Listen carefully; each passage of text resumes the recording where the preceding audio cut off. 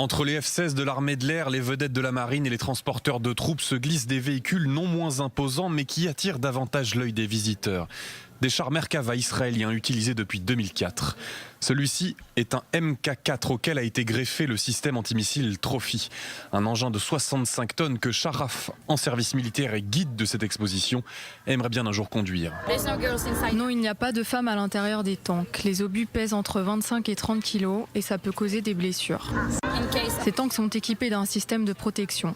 Quand un missile anti-char est tiré, le char tire à son tour un obus qui interceptera le missile.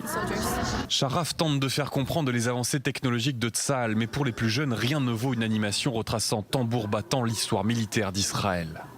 Des jeunes, il y en a aussi beaucoup parmi les guides de l'exposition. Une manière de mieux s'identifier.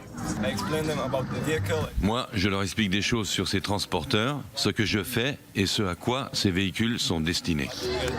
À l'intérieur de ce hangar de Jérusalem, les attractions ne manquent pas. Parachute en réalité virtuelle, maniement de la radio, des commandes de pilotage, jeux vidéo ludiques sur le dôme de fer. Là où les enfants s'initient aux exigences de l'armée, les parents espèrent dédramatiser ce passage obligatoire. L'objectif, c'est de faire de l'armée une chose vers laquelle les gens voudraient aller et qu'ils pourraient apprécier. Vous savez, l'armée, c'est une étape très importante de la vie israélienne. Tout le monde y passe, alors autant y aller avec le sourire. Venir ici, c'est une bonne manière pour les enfants et les adolescents d'apprendre ce qu'ils auront à faire plus tard. On dit souvent « Tsahal Shelanu, notre armée ». Qu'en pensez-vous ?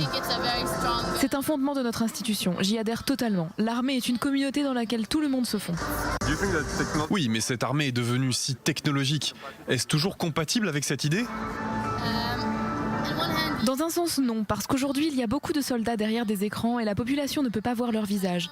Mais je pense qu'il y a tout de même de nombreuses manières d'avoir des contacts physiques dans l'armée. Tsahal, c'est plusieurs milliards d'euros de budget par an et une place parmi les 15 premières nations du monde en termes de dépenses militaires. Malgré cela, la marine a longtemps été un parent pauvre de l'armée israélienne. Les ennemis qui nous entourent développent des technologies navales et des stratégies d'attaque maritime. C'est une menace que nous prenons aujourd'hui très au sérieux.